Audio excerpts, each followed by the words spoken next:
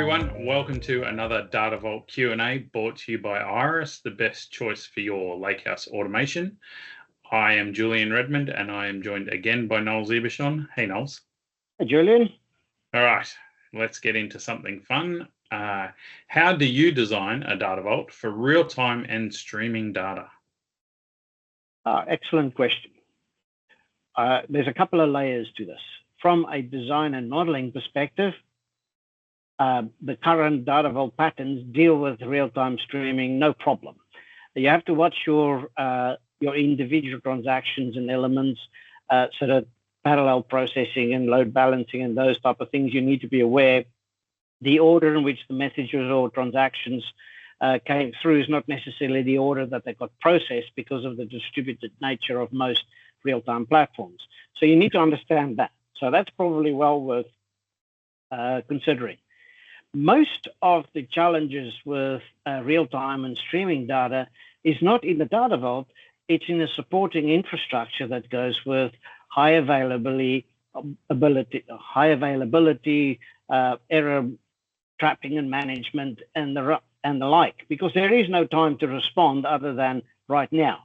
Yeah. And so the operational resilience factors do complicate the physical architectures, although quite a few cloud platforms out there now makes that a lot simpler and easier to do.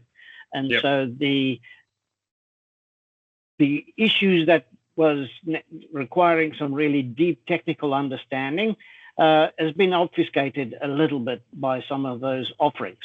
Not a bad thing, it's a good thing, but it's something to consider for it. So the most important thing for real-time processing is, do you have a proper business case for it? Yeah, because it's expensive. That'll be handy because it does come with a price tag. Yeah. And so the operational resilience, hot standby, cutover, DR, all of those type of things, if the business says, I need to be operating, and so for instance, in the Australian marketplace, if you do energy trading, they have 5-minute settlements. And so within 5 minutes, you need to be able to make a decision, and you need the necessary operational resilience to be able to operate at that level of update or response frequency. And so, but then again, it's fair to say there's a little bit of money in energy trading. And so the necessary investment in infrastructure is not as big a deal, and the business case certainly stacks up in a considerable way. So the challenges for real-time will expose where technical debt is existing. It's not a Data Vault challenge, it's a data challenge for the real-time processing. Because what it will do is it'll expose that, yes, we've received this data, but we have to run it through so many filters and or rules and or other processes to derive the appropriate element that was otherwise missing, is where most of the challenges for real-time delivery comes out, is all the technical debt that suddenly needs to be resolved in real time.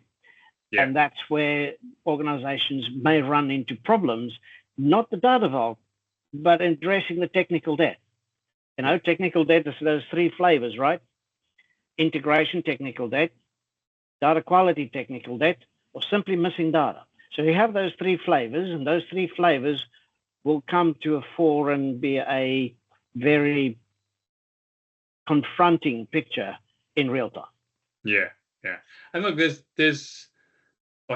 different architectures as well. Like there's edge analytics for, like if it's, IoT data and you're wanting to run analytics on a streaming data to identify temperature spikes or whatever else.